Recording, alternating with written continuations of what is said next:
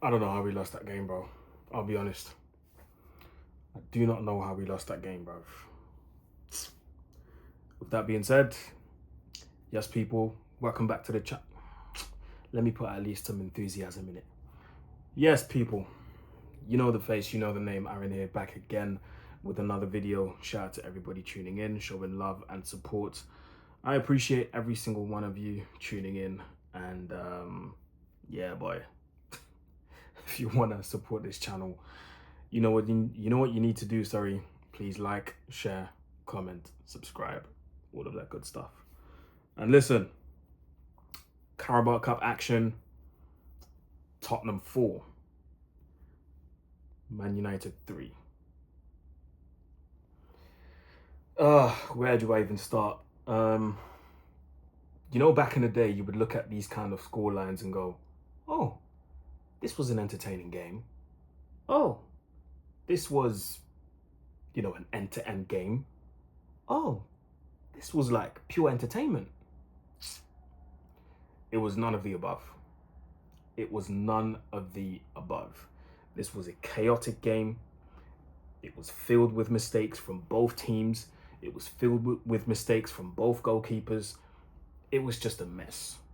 That's the best way I can describe this game. It was, I almost want to say it was a calculated mess, because from Man United's point of view, how on earth do you make so many defensive mistakes and just gift goals? And from Tottenham's side, how on earth did the goalkeeper and some of the defense as well, you have to, blame them as well. How did Tottenham's defense and their goalkeeper turn a Tottenham 3-0 lead into a 7-game thriller at home for them? I just can't explain it. And I'm sure Spurs fans will probably tell you the same. I don't know if I should start with the positives or the negatives. I'm going to start with the positives. Let's start with the positives. I do think in spells we played well. Once again, you can see and you can tell. I don't know if you guys can see me properly, so I'm going to change the angle a little bit. There we go. Starting with the positives. Once again, you can see that Amorim got his fingerprints all over this team in the way we play, the way we press. We played a very high line today, which was risky, but I don't think we conceded a goal from playing the high line. It was just the stupid mistakes that we made. Conceding 4 goals to Spurs is a crime, bro. But looks like we got experience with it, because, we held that 6-1 during lockdown, remember? We played a very high line today. We pressed really well at times. We knocked the ball around very well at times. We had more possession overall than Spurs, but at the end of the day, if you don't put the ball in the back of the net, it doesn't mean anything. And another thing I'm going to praise the team for is their resilience and the mental strength to keep fighting, to come back into the game, even when we went down 4-2. We had the mental strength to fight back to make it 4-3. And who knows, if we had 2 or 3 more minutes, could have made it 4-4 maybe on a different day. But credit has to go to the team for that, Individually, I want to praise Amad Diallo again. This guy, man, whether he starts or he comes off the bench, he is always one of our best players. Always. Remember, I said it. We have a maximum of 3 best players on the pitch every game we play. Top 3. And he's always in the top 3. And most of the time, he's not number 3 and he's not number 2. This is it's becoming a habit now of Amad Diallo starting for Man United and being the best player, or coming off the bench and being the best player. The press for the second goal, excellent. We've seen this before, twice in a game, and I can't remember what game it was. Off the top of my head, I can't remember it. We've seen this before. The pressing ability, the ability, the mental strength to persevere, to try and get that ball. Like, I want to get to that. Fraser Forster makes the mistake. We come back to 3-2. So Amad Diallo, individually, I want to praise him. Mazraoui, individually, want to praise him. And Lenny Yoro, individually, want to praise him as well. But this is where the negatives come in. Oh, by the way, Xerxes, I think Xerxes had a good cameo. Scored the goal, obviously, but I think in terms of hold-up play, in terms of passing the ball, bringing people in, I thought he did well. He did okay. He did okay. So yeah, this is where the negatives come in. Too many mistakes defensively. Lisandro Martinez, hugely disappointed with his performance tonight. That was not worthy of a Manchester United defender. That was beyond poor. And this is his third year now, and I feel like in his first year, he was excellent. In his second year, he was all right. And now in his third year, he's awful. I don't know what it's going to be next year, but it has to improve. Because I think everybody can see from what Amarim's decided and from the standards he's setting at the club, from the standards he's setting at the club, you don't have much time. So you either fix up now, or in 6 months, you could be gone. We've seen the example with Rashford. I don't think he's ever going to play for this club again. I think his last game for Man United has been against Victoria Pilsen. And if that's the case, that's a very sad way to go out. And the fans had something to say as well, by the way, speaking of Rashford. You lot have seen the banner. I don't need to say more.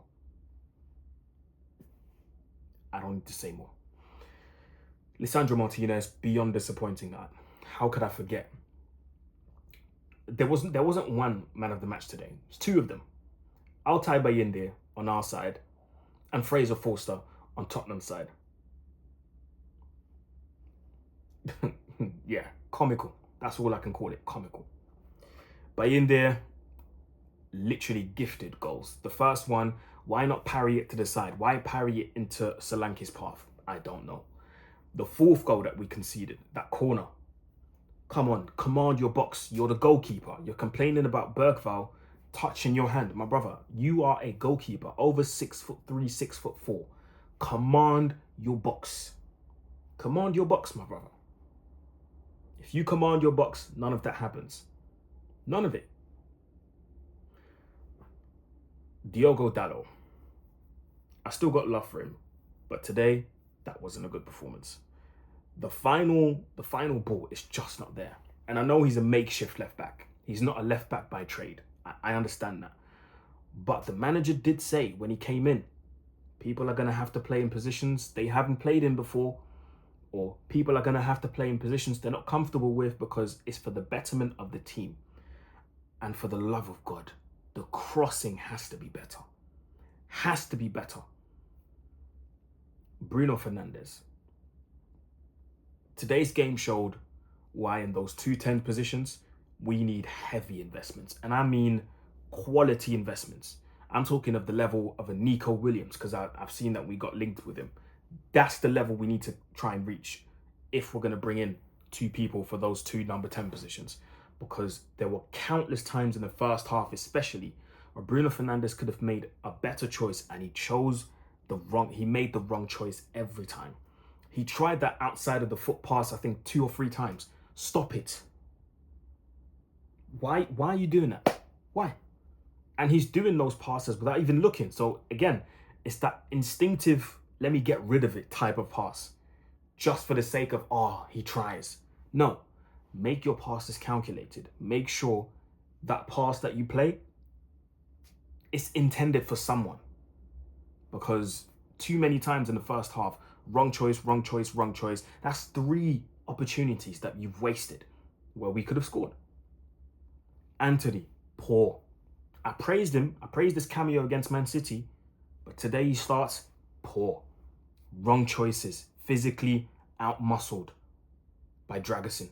Not good enough today. Not good enough. So unfortunately, I wouldn't be surprised if he drops back to the bench on Sunday against Bournemouth. Moving forward. I mean, have I not told you guys about Rasmus Hojlund? Have I not sat here and told you about him constantly wanting to wrestle people? Have I not sat here and told you guys about it? Today, Rasmus Hojlund struggled against Dragusin. Okay, you can say Dragusin is a good centre-back, but usually he's not their starter. When Van der Ven and Romero are fit, he doesn't stand a chance. Today, Rasmus Hojlund struggled against Dragusin, and most of all, he struggled against Archie Gray. Archie Gray, who is like this. And no disrespect, who's like this. And Rasmus Hojlund, who's 6'3" plus, I believe. I don't know how many kg, but I'm guessing it's over 90. It's between 90 and 93, 4, 5, 6 maybe. Physically, he should be physically powering Archie Gray. He should be overpowering someone like that. But he struggled. That wrestling thing that he likes to do, bro, he was wrestling again. I don't know if you guys understand, yeah? By the way, I think I've seen enough.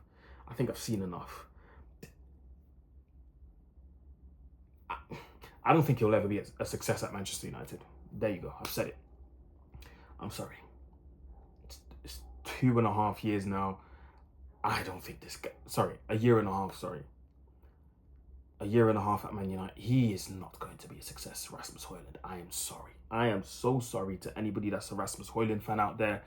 It's not going to work. From the moment you struggle against Archie Gray, you ain't making it out the hood, my guy. You are not making it out the hood. Nope. Sorry. Archie Gray. No disrespect. He's not even a centre-back he's not a centre-back by trade. He's a midfielder. A midfielder who, in my opinion, from what I saw from him when he was at Leeds and stuff, likes to receive the ball, pop it off, pop it. Today he manhandled, pocketed Hojlund. Archie Gray. I want you guys to understand what I'm saying.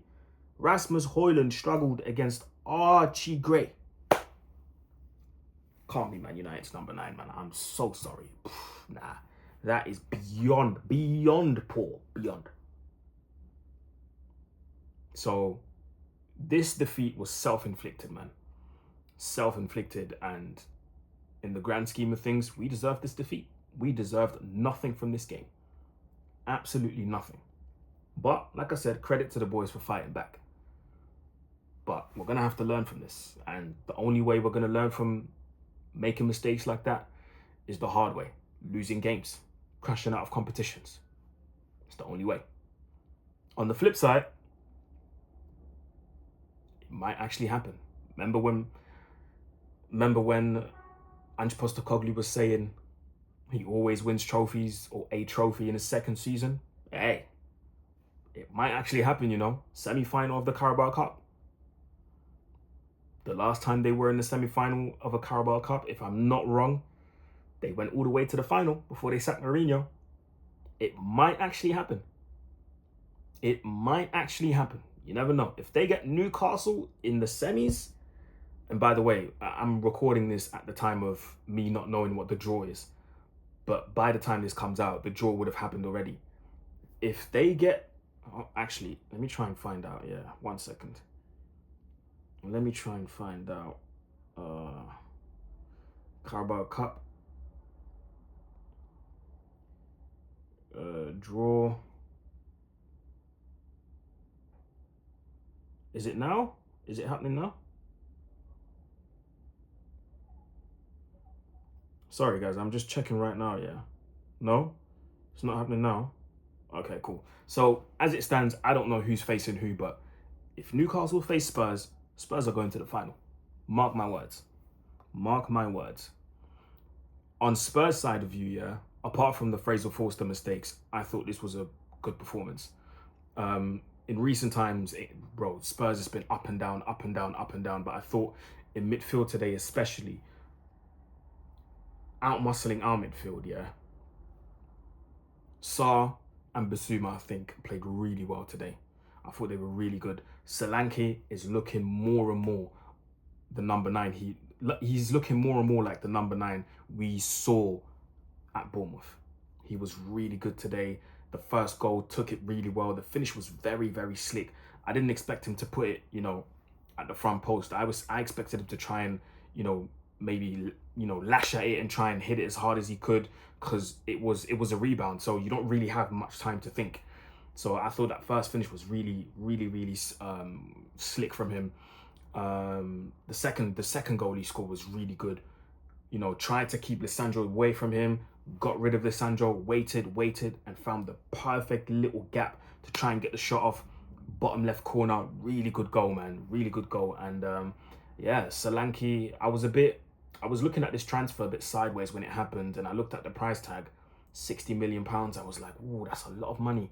But slowly but surely, he's proven to people why Spurs bought him and why they were probably right to buy him. So I believe Spurs have a real chance of winning something cup-wise, you know, and maybe Ange could be right at the end of the season. Well, not end of the season, because the Carabao Cup final is in like February or so, something like that.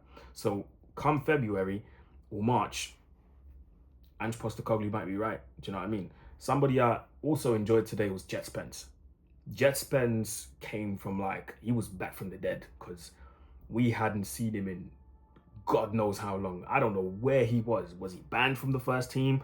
Was he even training with the first team? This guy was nowhere to be found. And all of a sudden, he's back. He puts in a great performance. What was that last game? Because I'm not trying to chat rubbish here, guys. You know, you guys know me. I'm trying to get things as accurate as possible. Against Southampton, played really well, man. He was excellent against Southampton.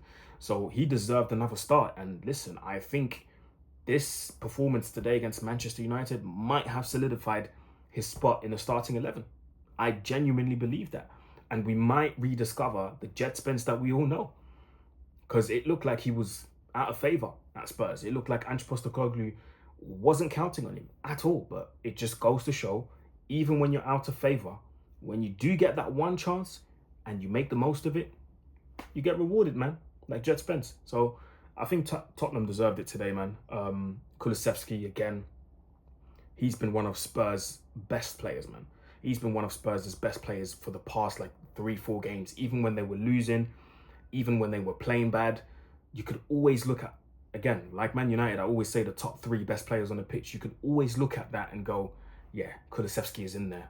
Bad game, top 3, Kulusevski's in there. Good game, top 3, Kulusevski's in there. Always. And that's becoming like a constant. And listen, you're going to have to tie him down to a new contract, Spurs, because I can see some big boys, whether it's here in England or abroad, I can see some of the top clubs coming and knocking on the door and trying, you know, lure Kulusevski to their side. Do you know what I mean? So Kulusevski, again, chapeau, man. Chapeau, because that was a really good game from him. So, yeah, man, listen, let me know what you think in the comment section below. It's road to 15K. I keep saying 14. I don't know why. Or do I actually say 15? It's road to 15K anyway. So yeah, make sure you like, share, comment, subscribe. Take care. God bless. And I'll see you. Oh, hold on. Before we get to the end of the video, if you made it till the end of this video, go in the comment section and type in mistake, because this game had hella mistakes. Anyway, like, share, comment, subscribe, people. And I'll see you in the next video. Peace.